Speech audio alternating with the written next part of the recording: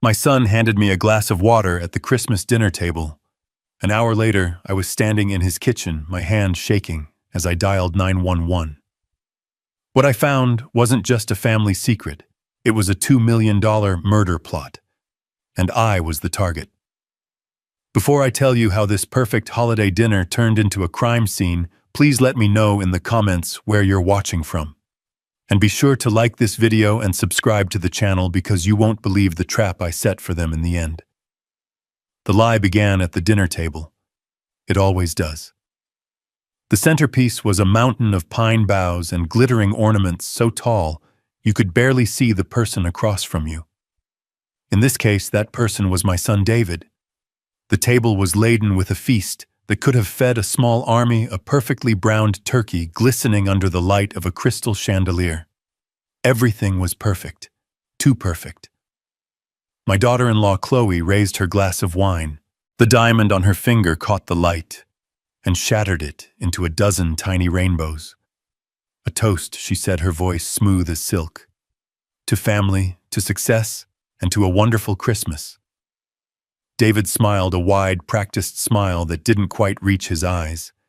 To success, he echoed, looking at me. It's been a great year for the firm. We just landed the Henderson account. I nodded, taking a small sip of water. Henderson account. It sounded impressive. But I had spent 40 years as a forensic accountant, a bloodhound for numbers that didn't add up. My entire life was about finding the lie hidden in the ledger. And my son's life was a ledger full of red ink. I knew for a fact that his firm was just him and a laptop in a rented office space. 6 months ago, he had come to me, his face a mask of shame, asking for a $50,000 loan. A short-term bridge, he'd called it. An investment opportunity he couldn't pass up. I gave it to him, of course. You always do. You tell yourself it's the last time that this will be the one that turns it all around. But as I sat there listening to them talk about their upcoming ski trip to Aspen and the new Lexus in the driveway, I did the math in my head. The $50,000 was gone, I knew that. But this display, this was something else. The watch on David's wrist was easily $10,000. Chloe's dress was from a designer whose name I only knew because my late wife used to dream of owning one. Their performance of wealth was costing a fortune. That's when I felt it. A dull ache in my chest, a gentle squeeze around my heart. I put my fork down. A wave of dizziness washed over me, making the chandelier lights blur into a single blinding star. I took another sip of water, hoping to clear my head. Stress, I told myself. The holidays are always stressful. The rich food, the emotional strain of seeing my son live a life built on a foundation of sand. It's just indigestion. But the pressure in my chest grew tighter. It felt like a band slowly being constricted. Dad, are you okay? David asked. The concern in his voice sounded almost genuine. I'm fine, I managed to say, forcing a smile. Just a little tired. Chloe, the meal is spectacular, truly. She beamed. Oh, it's nothing, Jacob. We're just so happy you could be here. The room felt warm, too warm. The scent of pine and roasting meat was suddenly suffocating. I needed to get up to move. If you'll excuse me, I said, placing my napkin on the table. I think I just need a glass of fresh water. I stood up, my legs feeling unsteady. As I walked towards the kitchen, I could feel their eyes on my back. The walk down the short hallway felt like a mile. The polished hardwood floors seemed to sway beneath my feet. I gripped the doorframe of the kitchen to steady myself. The room was a marvel of modern design, all stainless steel and gleaming white countertops. It looked like it had been lifted from a magazine. But just like their lives, the perfection was only on the surface. A pile of mail was shoved carelessly into a corner of the counter, a messy stack of envelopes threatening to spill onto the floor. I reached for a glass from the cabinet, and my sleeve brushed against the pile. It was all the force needed to upset the fragile balance. Letters and bills cascaded across the granite, scattering like fallen leaves. Damn it, I muttered, bending down to pick them up. bills from high-end department stores, a letter from a luxury car dealership, and then one envelope that made me freeze. It was from the Prudential Insurance Company. My name and address were clearly visible through the plastic window. I hadn't done business with them in over a decade. My heart, which was already beating uncomfortably, began to hammer against my ribs. I picked up the envelope. It had been opened. My training, my instincts, every alarm bell honed over a lifetime of uncovering deceit screamed at me. This wasn't my mail. It had been sent to my address, but David must have picked it up. Why, I knew I shouldn't. I knew it was a violation of privacy. But a deeper instinct, the instinct of a father who senses a profound danger, took over. My fingers, trembling slightly, pulled out the document inside. It wasn't a letter. It was a policy confirmation. The words swam before my eyes, stark and brutal in the cold kitchen light. Type of policy term, life insurance. Insured Jacob Peterson. Policy value $2 million. Policy start date 3 weeks ago. And then the final devastating line. Beneficiary David Peterson. Son. The air left my lungs. The pressure in my chest intensified into a sharp, stabbing pain. $2 million. He had taken out a $2 million life insurance policy on me. I sank against the counter, the smooth, cold stone doing nothing to cool the fire of betrayal that coursed through me. My mind raced, trying to make sense of the impossible. The loan, the lies about his success, the extravagant spending. It was all a desperate charade. He wasn't just in debt. He was drowning in it. The wave of dizziness returned stronger this time, and a cold sweat broke out on my forehead. I felt sick, truly sick. My eyes scanned the countertop, searching for something, anything, to ground me. And then I saw it. Next to the sink was the half-empty bottle of Fiji water I had been drinking from when I first arrived. David had handed it to me himself. "Here you go, Dad. Hydrate," he'd said with a smile. And right beside it, partially hidden behind a marble salt cellar, was a small, clear vial. It was no bigger than my thumb, with no label. It was almost empty, but I could see a single viscous drop of clear liquid clinging to the bottom. In one horrifying crystalline moment, everything connected. The sudden illness, the tightness in my chest, the $2 million insurance policy, the unlabeled vial, the glass of water from my son's hand. This wasn't indigestion. This wasn't stress. This was an audit of my own murder. For a moment, pure, unadulterated panic seized me. I wanted to scream, to run out of the kitchen and confront them, to smash the facade of their perfect Christmas to pieces. But then a lifetime of discipline took over. I had faced down embezzlers who had stolen millions, con artists who had ruined entire companies. I had learned one crucial lesson: never let them see you sweat. The moment you show emotion, you lose. My breathing steadied. The panic receded, replaced by an ice-cold clarity. My mind, the mind of a forensic accountant, began to work. This was no longer a family crisis. It was a crime scene. And I was the primary witness. My movements became deliberate, precise. I glanced up and saw the small, dark lens of a security camera mounted in the corner of the ceiling. They were watching. Or at least they could be. I had to act normally. I slid the insurance policy back into its envelope and placed it on the counter. Then, my hand moving with a surgeon's steadiness, I picked up the tiny vial. My fingers closed around it, and I slipped it deep into the pocket of my trousers. Evidence. I turned to the refrigerator, opened the door, and took out a new sealed bottle of water. I twisted the cap, the plastic crackling in the silent kitchen. I raised the bottle to my lips and took a long drink, letting the cool liquid soothe my raw throat. I needed to flush my system. I needed to think. After a moment, I composed myself. I smoothed my shirt, ran a hand through my hair, and pasted a neutral expression on my face. I was ready. I walked out of the kitchen and back towards the warm, golden light of the dining room. Back to the lies. As I sat down, Chloe looked at me with her perfect plastic smile. Feeling better, Jacob, I looked across the table past the ridiculous centerpiece and met my son's eyes. He was watching me, a flicker of something unreadable in their depths.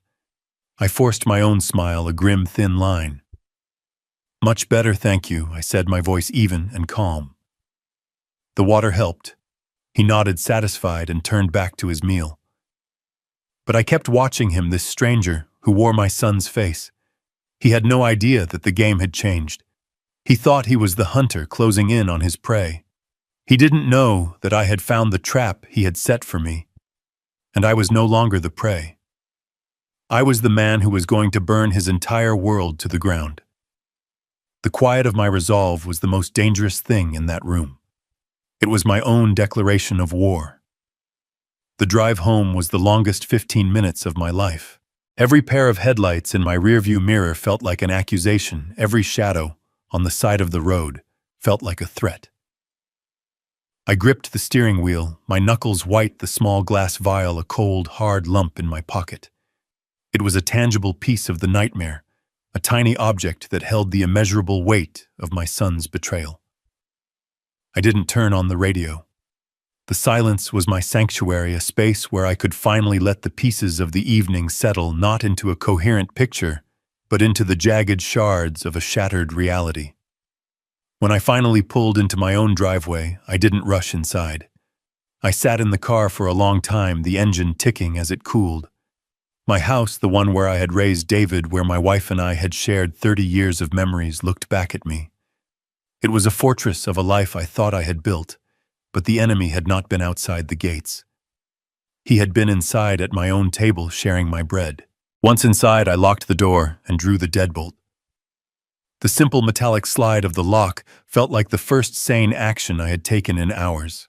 I walked through the dark, quiet rooms, my hand trailing along the walls. I didn't turn on the lights. I didn't want to see the photographs on the mantel, the ghosts of a happy family that had never really existed. In the kitchen, I placed the vial on the counter under a bright task light, examining it like a piece of alien technology. My first instinct, the raw human instinct, was to pick up the phone and dial 911, to scream into the receiver that my son, my only child, had tried to murder me for money. But then the accountant in me, the man who had built a career on cold, hard facts, took over. An accusation without irrefutable proof was just noise. It was my word against his. The word of an old man, perhaps a confused old man, against his successful, charming son. I needed more than a story. I needed a case. There was only one person I trusted to help me build it. I pulled out my phone, my fingers scrolling past David's name without a flicker of emotion, and found the number for Michael Vance, my lawyer for 30 years, and my friend for 40. He answered on the second ring, his voice thick with sleep. "Jacob, it's almost midnight. Is everything all right?" "No, Michael. Nothing is all right," I said, my own voice sounding distant, detached. I explained everything, starting with the dinner and ending with the vial sitting on my counter. I spoke in a monotone, laying out the facts, as if I were presenting a financial audit. The $2 million policy, the sudden chest pains, the bottle of water, the vial. I left out the emotion, the soul-crushing agony of it all. I just gave him the data. There was a long silence on the other end of the line. I could hear the faint sound of his wife asking if everything was okay. Finally, Michael spoke, his voice now wide awake and sharp. "Jacob, listen to me very carefully. Do not touch that vial again. Do not wash your hands. Put it in a sealed plastic bag. First thing in the morning, 8 a.m. sharp. I want you at the emergency room at St. Joseph's. Tell them you have chest pains and dizziness, and you're worried you might have ingested something. You have a heart condition, so they will take you seriously. You need a full blood panel done. Insist on a toxicology screen. I'll make a call to a friend in the administration to make sure it's handled properly. Don't call the police. Not yet. Let's get our own evidence first. Let's build a fortress they can't breach." His words were a lifeline, a plan, a series of logical steps in a world that had ceased to make sense. "Okay, Michael. I'll do it." And Jacob, he said, his voice softening, I am so sorry. I hung up the phone and did as he said, placing the vial in a Ziploc bag with a pair of tweezers. I didn't sleep that night. I sat in my armchair watching the hours tick by on the grandfather clock in the hall, each chime marking another moment I had survived. The next morning, I walked into the emergency room of St. Joseph's Hospital. The bright fluorescent lights and the smell of antiseptic were a harsh contrast to the festive decorations of the night before. I followed Michael's script perfectly. I described my symptoms, mentioned my existing heart condition, and expressed a vague concern that I might have accidentally taken the wrong medication. They moved me into a bay and hooked me up to monitors. A young doctor came in, his face etched with concern. He listened patiently, then ordered the tests. Blood was drawn, questions were asked. I felt like an observer in my own life, a character in a play whose lines had been written for him. I answered everything truthfully, but I kept the core of the story, the betrayal, locked away. Hours later, the doctor returned a chart in his hand and a perplexed look on his face. Mr. Peterson, this is unusual, he began. Your EKG is a bit irregular, but what's more concerning is your blood work. We found traces of a drug called amiodarone in your system. It's a powerful antiarrhythmic drug. Is that something you've been prescribed? No, doctor, I said, my voice steady. The only thing I take is a low-dose beta blocker. He frowned, looking at the report. This is a clinical dosage, a significant amount. For a patient with your specific heart condition who isn't being monitored for it, a dose like this could be extremely dangerous. It could easily induce a cardiac event that would look, for all intents and purposes, like a natural heart attack. There it was. The mechanism. The how. A heart attack that would look natural. It was the perfect crime tailored to my specific medical history. My son had done his research. The thought sent a chill down my spine that had nothing to do with the hospital air conditioning. I had the toxicology report printed out, a crisp, official document that translated betrayal into scientific terms. I left the hospital with the report folded in my coat pocket next to the small plastic bag containing the vial. I now had the motive in the form of a $2 million insurance policy. I had the means, the vial of amiodarone. And I had the proof, a hospital report confirming the presence of that exact drug in my bloodstream. The fortress Michael had spoken of was built. The foundations were solid. When I got home, I laid all three pieces of evidence on my kitchen table: the insurance policy, the bagged vial, and the toxicology report. It was a holy trinity of malice. My son's greed, his cruelty, his utter disregard for my life, all laid bare in black and white. There was no more room for doubt, no more space for a father's desperate hope that he was somehow mistaken. There was only the cold, hard truth. I picked up the phone. But I didn't dial 911 in a panic. My rage had cooled into something far more dangerous: precision. When the operator answered, my voice was calm, measured, and clear. I'd like to report a crime, I said. I'm reporting a case of life insurance fraud. There was a pause on the other end. Sir, can you explain what you mean? Yes, I said, looking at the evidence on my table. My son recently took out a $2 million life insurance policy on me without my consent. And I have reason to believe, along with medical evidence to support it, that he has made a direct attempt on my life to accelerate the claim. I gave her my name, my address, and my son's name. I spoke with the authority of a man who had all the receipts. I wasn't a grieving father. I wasn't a hysterical victim. I was a forensic accountant presenting a case file that was already closed. 2 days after my call, my doorbell rang. Standing on my porch was a man who looked like he had been carved from oak and left out in the rain.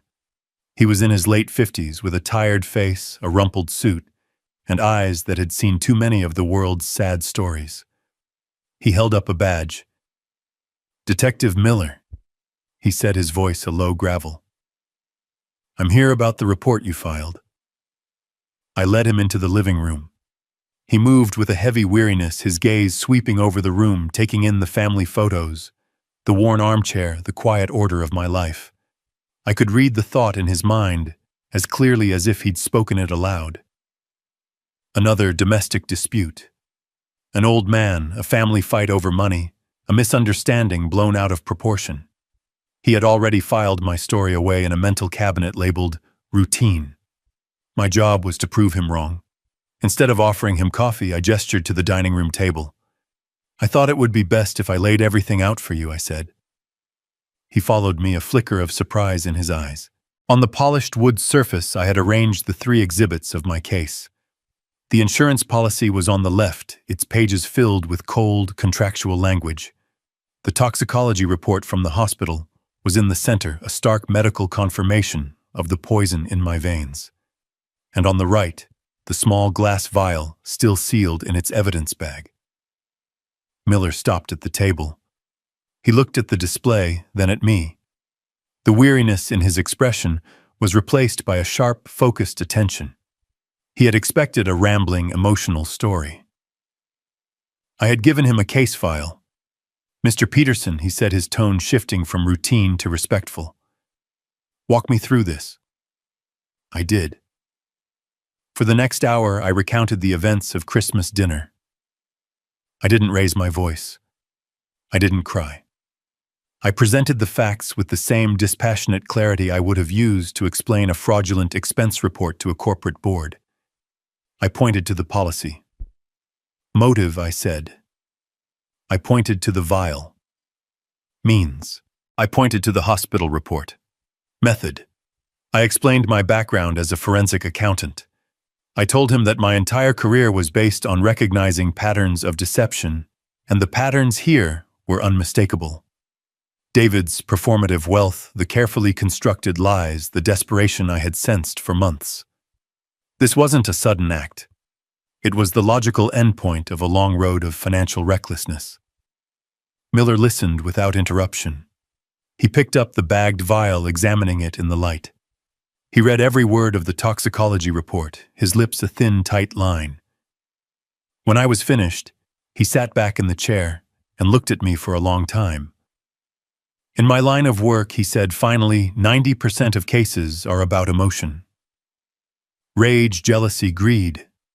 They're messy, but this," he gestured to the table, "this is clean. It's calculated." "You're right, Mr. Peterson. This isn't just a family squabble. This is a business plan." That was the moment I knew he believed me. The tide had turned. I was no longer a potential victim of old age and confusion. I was a credible witness. He and his partner spent the next 2 hours carefully collecting the evidence, asking precise questions, their professionalism, a comforting balm on the raw wound of the situation. Before he left, Miller gave me his card. "We're going to look into your son's finances," he said. "If what you suspect is true, the numbers won't lie. I'll be in touch." The call came 3 days later. Jacob Miller said, dispensing with the formality of my last name, "We're digging, and it's worse than you thought." I sat down in my armchair, the phone pressed to my ear, and listened as the detective painted a portrait of my son's secret life. The illusion of wealth was financed by a mountain of debt. Miller listed the figures with the grim cadence of an executioner. $150,000 in credit card debt across 8 different cards, a second mortgage on their house that had bled out all their equity, and the final nail in the coffin, a $60,000 loan from a private lender in Philadelphia. "This isn't a bank," Jacob Miller explained. "This is a loan shark. The interest rate is criminal, and the payment was due last week. Your son was out of options. He was cornered. The ski trip to Aspen, the Lexus. Chloe's designer dress. It was all a frantic, desperate attempt to keep up appearances while the walls were closing in. The $2 million insurance policy wasn't just an opportunity for them. It was a lifeline, the only one they had left. The motive was no longer just a theory. It was a mathematical certainty. "We brought them in for questioning this morning," Miller continued. "And what did they say?" I asked, though I already knew. Miller let out a short, humorless laugh. It was a performance worthy of an Oscar. Your daughter-in-law Chloe turned on the waterworks the second we sat her down. She said it was all a terrible misunderstanding. That they bought the policy to protect you as a safety net for your old age. She said you've been forgetful lately, confused. She suggested you might need a medical evaluation. My blood ran cold. They were trying to paint me as senile. It was a classic cruel tactic. And David, I asked. He played the part of the outraged, devoted son. He was indignant. He threatened to sue the department for harassment. He said he loved you more than anything, and that he couldn't believe his own father would make such a monstrous accusation. He claimed he found that vial in the park and picked it up because he was worried a child might find it. He was good, Jacob. He was very convincing. For a moment, a sliver of doubt crept in. Could I be wrong? Was this all the paranoid fantasy of an old man? But then I remembered the cold certainty I felt in that kitchen. I remembered the years of lies that had led to this point. No, this was not a fantasy. This was their final, most audacious deception. They are lying, detective, I said, my voice low and firm. I know, Miller said. Their stories are good, but they don't match up on the details. They're counting on us seeing a grieving family, but I see two co-conspirators. The problem is, without a confession, it's still a tough case. A good defense attorney could create reasonable doubt about the vial. They could argue you took the medication yourself by accident. This was the moment. This was the reason Miller had called. He had the structure of the case, but he needed more. He needed the context that only I could provide. He needed the ammunition to blow their stories apart. Detective, I began, my mind sifting through a lifetime of memories of receipts kept and promises broken. Let me tell you a few things about my son's history with money. Ask him if you would about the $50,000 loan I gave him 6 months ago for a can't-miss tech investment. I have the bank transfer records. I was never told the name of the company, and I have never seen a dollar of it back. I could hear Miller typing on his keyboard. And while you're at it, I continued, ask Chloe about her luxury handbag business, the one she started 2 years ago. It might be interesting to look up the public bankruptcy records for that company. She left a dozen small suppliers unpaid when she folded it. Keep going, Miller said, his voice tight with interest. 10 years ago, my late wife's pearl necklace went missing from her jewelry box. David swore he knew nothing about it. 2 weeks later, I quietly visited every pawn shop in a 50-mile radius. I found it in a shop in Trenton. I have the receipt from where I bought it back. I never confronted him. My wife was ill and I didn't want to cause her more pain. But I kept the receipt. I was opening the family vault, revealing the rot and decay that had been hidden for years. Each memory was a painful admission of my own blindness, of my own unwillingness to see the truth. But now each one was also a weapon. One last thing, detective. When you asked David about his finances, did he mention the trust fund my wife left him? The one he emptied in 6 months to buy a sports car and take a trip to Monaco. He was 25 at the time. I have the statements from the bank. It established a pattern, you see. A long pattern of recklessness and deceit. I stopped, my breath catching in my throat. I had laid the entire history of my son's failures bare. It was the most difficult thing I had ever done. There was a long silence on the other end of the line. When Miller finally spoke, his voice was different. The professional collaboration was gone, replaced by something harder, something resolute. Thank you, Jacob, he said. That's the ammunition I need. They think they're playing a game of chess with a confused old man. They don't realize they're playing against a grandmaster.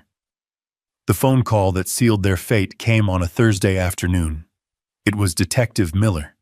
His voice had lost its usual weary tone. It was now sharp-edged with the thrill of the hunt. We got it, Jacob, he said. The smoking gun. I sat down, my hand tightening on the receiver. What did you find? The drug amiodarone. It's not easy to get without a prescription, but it's not impossible. We started digging into online pharmacies, the kind that operate in a legal gray area. It took some time, but we found a transaction from a Canadian website shipped to a P.O. box about 20 miles from your son's house. The purchase was made 5 weeks ago. How did they pay for it? I asked, already knowing the answer. They wouldn't have been foolish enough to use their own credit card. A prepaid Visa card, Miller confirmed. Bought with cash from a 7-Eleven. They thought they were clever that they were leaving no trail. But they made a mistake. The P.O. box was rented under a false name, but the application was filled out online. And the IP address from that application? It traces back to a coffee shop just 2 blocks from David's office. We have him on security footage from the cafe laptop open at the exact time the application was filed.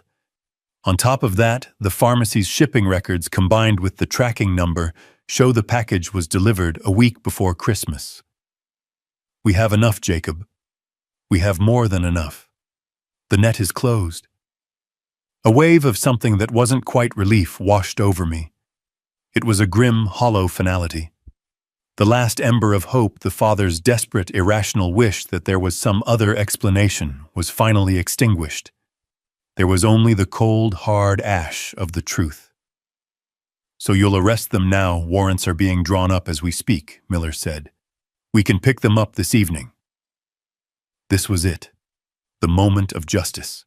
But a different thought, a different plan had been taking shape in my mind for days. It wasn't enough for them to be caught by the police. That was an external force, something that happened to them. I wanted them to understand the full scope of their actions, the totality of what they had thrown away. They needed to see the checkmate not just be swept from the board by a stranger's hand. Detective, I said, my voice steady. I have a request. Can you give me 24 hours? Hold off on the arrest until tomorrow afternoon. There was a pause on the other end of the line. Jacob, this is a serious felony. We have what we need. Why wait? Because there is one last move I need to make, I said. It's not about your case. It's about mine. I need them to understand what they've done, not just to me, but to themselves. Please, detective. One day, I could hear him sigh, a sound of exasperation mixed with a reluctant respect. All right, Jacob. Against my better judgment, you have until 3 p.m. tomorrow. But then it's over. As soon as I hung up with Miller, I called my lawyer. Michael, it's time. An hour later, Michael made a call to David's attorney. His approach was a work of art, a masterpiece of misdirection. He spoke of my age, my fragile health, the terrible stress this misunderstanding was putting on my heart. He painted a picture of a lonely old father, perhaps regretting his rash accusations, horrified at the thought of his only son being involved in a police investigation. He suggested a meeting, a final attempt at reconciliation, a chance to talk things over and find a peaceful resolution away from the harsh glare of the law. As Michael predicted, they took the bait. Their lawyer called back within the hour. David and Chloe were, of course, deeply hurt by the accusations, but they were willing to meet. They loved their father, and they were desperate to clear their names and mend this painful family rift. They agreed to come to Michael's office the next day at noon. They thought they were walking into a negotiation. They believed they were coming to manage a confused old man, to emotionally manipulate him into retracting his story. They had no idea they were walking into their own execution. The next day, I sat in the conference room at Michael's law firm. It was a room designed to communicate power and permanence. The walls were paneled with dark mahogany lined with shelves of leather-bound law books that smelled of dust and authority. The table was a single massive piece of polished wood, so heavy it felt like part of the building's foundation. This room was a world away from the fragile, glittering facade of my son's life. This room was about consequences. I sat at the far end of the table with Michael to my right. I said nothing. My role in this was to be a silent, unmovable presence. David and Chloe arrived precisely at noon. They were dressed for their roles. David wore a tailored suit, his expression a careful blend of concern and resolve. Chloe wore a simple, elegant dress, her face a mask of sorrowful beauty. They looked like the victims, a devoted couple forced to endure an unspeakable family tragedy. They nodded gravely at me. "Dad," David said, his voice thick with fake emotion. "Thank you for doing this. I know we can sort this out." They sat down opposite us. Their lawyer, a slick man in a suit that was too expensive, began with a speech about the importance of family and the potential for misunderstandings in times of stress. I let the words wash over me. I looked at my son and the woman he had married, and I felt nothing. No anger, no sadness, just the quiet final closing of a door. When their lawyer had finished, Michael leaned forward, placing a single thick folder with a blue cover on the table. It landed with a soft, definitive thud. "Thank you for coming." Michael began, his voice calm and even. "As you know, Jacob has been through a great deal. This situation has forced him to do a lot of thinking, not just about the present, but about the future." David and Chloe exchanged a quick, confident glance. This was it. The old man was cracking. But Michael didn't mention the police.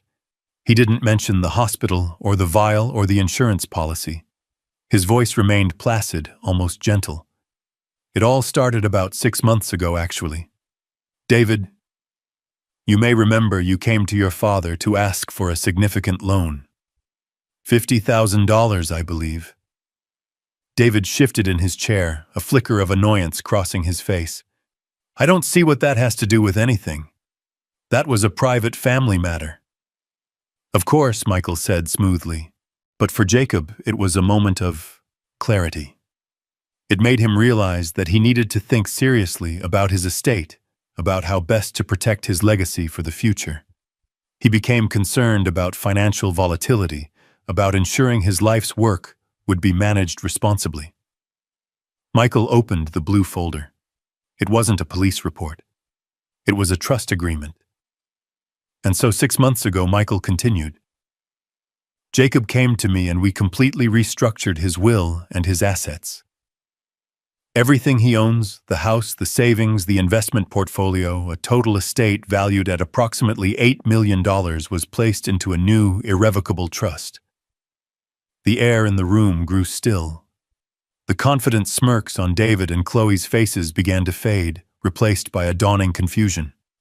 This was not the conversation they had expected. "The Jacob Peterson Legacy Trust was established to provide for you, David, upon your father's passing," Michael said, his eyes fixed on my son. "You are named as the sole beneficiary." A wave of relief washed over David's face. He thought he had dodged a bullet. He thought this was just my old-fashioned way of controlling things. He still didn't understand. He still didn't see the jaws of the trap closing around him. Michael let the silence hang in the air for a moment, before he delivered the final, devastating blow. However, he said, tapping a single paragraph on the page with his finger. "Given his concerns, your father insisted on adding a very specific and very binding special clause." Michael let his words hang in the silent room, the phrase "special clause" echoing in the space between us. I watched my son's face. The confusion was still there, but now it was curdling into suspicion. Chloe glanced at their lawyer, a silent question in her eyes, but the man looked as bewildered as they did. They were all playing a game they didn't know the rules to.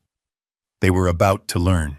Michael cleared his throat, not for effect, but with the quiet deliberation of a man about to read a death sentence. He adjusted his glasses and looked down at the document. "The clause is under Article 4, Section B." He said, his voice a dispassionate legal drone. It reads as follows. "Should the primary beneficiary, David Peterson, be convicted of any state or federal felony offense, this trust shall be immediately dissolved." He paused, letting the first part of the trap snap shut. David's lawyer blinked. "A felony clause, that's highly unusual but not unheard of." David let out a tense, nervous laugh. "A felony? What are you talking about? I'm not a criminal." He looked at me, a desperate plea for reason in his eyes. Dad, this is insane. What is this all about? I remained silent. My gaze was steady. I was simply the accountant here to watch the final numbers being tallied. Michael held up a hand. Please let me finish. There is a second condition. He looked back down at the page. It continues. Furthermore, should the death of the grantor Jacob Peterson be deemed by a court of law or a coroner's inquest to be of a non-natural cause directly or indirectly resulting from the actions or conspiracy of the beneficiary, then the beneficiary is immediately and irrevocably disinherited. He looked up, his eyes meeting David's. And here is the final provision. In the event that either of these conditions is met, the entire principal of the Jacob Peterson Legacy Trust, including all assets therein, shall be liquidated and the full proceeds transferred as a single unrestricted donation to the National Center for Victims of Financial Fraud. For a full 30 seconds, nobody spoke. The only sound was the faint hum of the air conditioning. David and Chloe were staring at Michael, their faces blank with incomprehension, as if he had just read a passage in a foreign language. They were still trying to fit this new information into their own narrative, the one where they were in control, where they could talk their way out of this inconvenient mess. Chloe was the first to break. Her carefully constructed mask of sorrow crumpled. I don't understand, she stammered, looking from Michael to me. What does any of this mean, Jacob? Why would you do this? It was David who finally put the pieces together. His face, which had been pale with confusion, suddenly flushed with a dark, furious red. The realization hit him not as a quiet dawn, but as a violent explosion. He slammed his hands on the table, the sound making everyone jump. This is a trick, he roared, his voice cracking with rage and panic. He's trying to intimidate us. You can't do this. It's my inheritance. It's my birthright. He pointed a shaking finger at me. He's senile. This is proof. No court in the country will uphold this. We'll fight this. Michael didn't flinch. He leaned back in his leather chair, the picture of calm authority. On the contrary, David, he said, his voice soft but unyielding. The trust is irrevocable. It was signed and witnessed 6 months ago. We have a notarized affidavit from your father's physician, dated the same day, certifying that he was of sound mind and body and under no duress. We also have a video recording of the entire signing process. It is, I assure you, ironclad. The fight drained out of David's face, replaced by the hollow gray look of utter defeat. He sank back into his chair. He finally understood. They both did. I watched them as the full devastating weight of my trap settled upon them. Their plan had been to commit the perfect crime, to poison me in a way that mimicked a natural heart attack, to collect a clean $2 million from the insurance company, and then to inherit the remaining $8 million upon my tragic but not unexpected death, a $10 million prize. But they had made one fatal miscalculation. They had underestimated me. They saw me as an old man, a resource to be managed and eventually liquidated.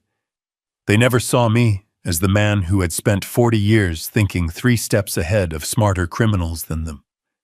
The trap wasn't the police investigation. The trap wasn't the vial of poison. The true trap was this document signed and sealed 6 months ago. They had been caught in it the moment they decided to act. Their fatal flaw was their greed. They could have simply waited, but they were impatient. The insurance fraud was their undoing. Even if by some miracle they managed to beat the attempted murder charge, insurance fraud for a sum of $2 million is a serious federal felony. The moment a jury convicted them of that, the clause would be triggered. The $8 million inheritance would vanish. They hadn't been playing for a $10 million prize. They had been gambling with $8 million they were already set to inherit, all for the chance to get an extra $2 million a little bit sooner. And they had lost everything. They had spent months planning a crime, not realizing that their punishment had already been written into law, my law waiting for them to walk right into it. Chloe began to sob, not loud theatrical sobs, but the silent, shoulder-shaking sobs of someone whose entire world has just been reduced to dust. David just stared at me, his mouth slightly open, his eyes vacant. The hatred was gone. The anger was gone. There was nothing left but the vast, empty space of his own ruin. He saw it all now. He saw the checkmate. At that exact moment, there was a sharp, authoritative knock on the conference room door. Michael looked at me. I gave a slight nod. "Come in," Michael called out. The door opened and Detective Miller stepped inside. He was flanked by two uniformed police officers. The air of quiet legal devastation was instantly replaced by the stark, unavoidable reality of the state. Miller's tired eyes found David and Chloe. He held up his badge, a formality that was almost absurd in its redundancy. "David Peterson," Miller said, his voice leaving no room for argument. "Chloe Peterson, you are under arrest for conspiracy to commit murder and for insurance fraud." The uniformed officers moved forward. I heard the sharp metallic click of handcuffs being fastened around Chloe's wrists. She didn't resist. She was utterly broken. The second officer approached David, who remained seated, staring into nothing. "Sir, please stand up and put your hands behind your back." David didn't seem to hear him. He was looking at me, his eyes finally focusing. He wasn't seeing a father or a victim. He was seeing the architect of his demise. He had thought he was playing a game of chess, but he had been a pawn on my board all along. As they led him away, his hands cuffed behind his back, he was silent. The fight was over. The performance was done. The play had ended. All that was left was the quiet of the empty room, the blue folder still sitting on the table, and the final balanced entry in the ledger of my life. I felt no victory, no joy. Just the profound, sorrowful peace of a long and painful calculation finally coming to zero. The wheels of justice turn slowly, but they grind exceedingly fine. 6 months after that terrible Christmas dinner, the legal proceedings came to a quiet end. The evidence was overwhelming, the digital and chemical trails leading to David and Chloe as surely as a map. A jury found them guilty on all counts. The sentences were long. There was no dramatic courtroom confession, no tearful apology. There was only the dull, bureaucratic finality of a gavel falling on wood. A week later, Michael called me. His voice was calm, businesslike. "It's done, Jacob," he said. "The transfer is complete. The entire $8 million from the trust has been received by the National Center for Victims of Financial Fraud." The books were balanced. The final entry had been made. The case was closed. I thanked him and hung up the phone. I was sitting in my armchair, the one my wife always used to say I would become a permanent part of. The afternoon sun streamed through the window, illuminating the dust motes dancing in the still air. I should have felt something. Triumph, perhaps, or the bitter satisfaction of revenge. But I felt neither. Instead, what settled over me was a profound and unexpected sense of peace. It was the quiet that comes after a long and violent storm, when the wind dies down, and you can finally hear the sound of your own breathing again. This was never about revenge. Revenge is a fire, a hot, consuming rage that destroys everything in its path, including the person who wields it. What I had done was the opposite of fire. It was ice. It was a cold, deliberate, and necessary calculation. It was the last audit of my life. I had examined a set of accounts that were deeply criminally unbalanced, and I had simply put things back in order. Ordnung, the German word for it. Not just order, but a state of rightness of things being in their proper place. I thought of David. I did not think of the man in the courtroom with the hollow eyes and the expensive suit. I thought of the little boy who used to fall asleep on my lap, his small hand curled around my finger.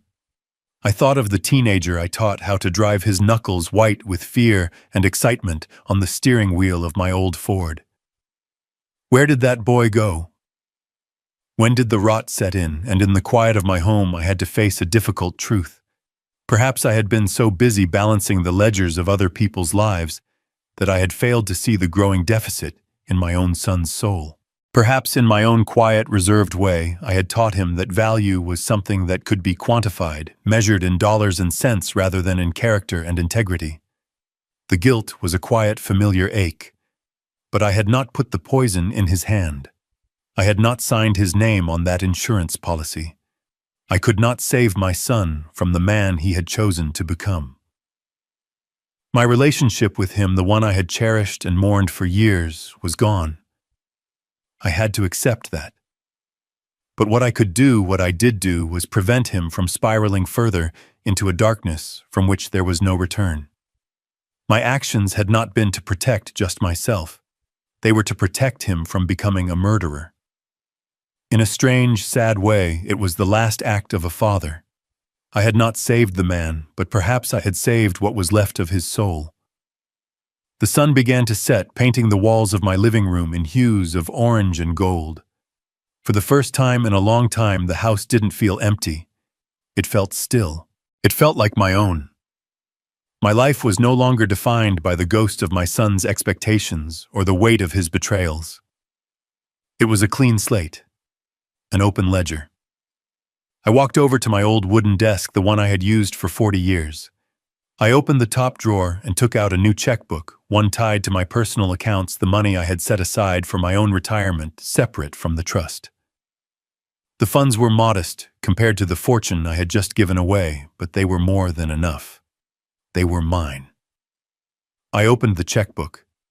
The clean, empty lines of the first check looked like a promise. For so long, money had been a tool for my son, a weapon for my family. It had been a source of strife, greed, and ultimately a motive for murder. But it was just that, a tool. And a tool could be used to build as well as to break. My hand was steady as I picked up a pen. I didn't write a check to a large, faceless charity. I thought for a moment, and then I wrote out the name of a small local community college. I made the check out for an amount that would fund a full scholarship for one student.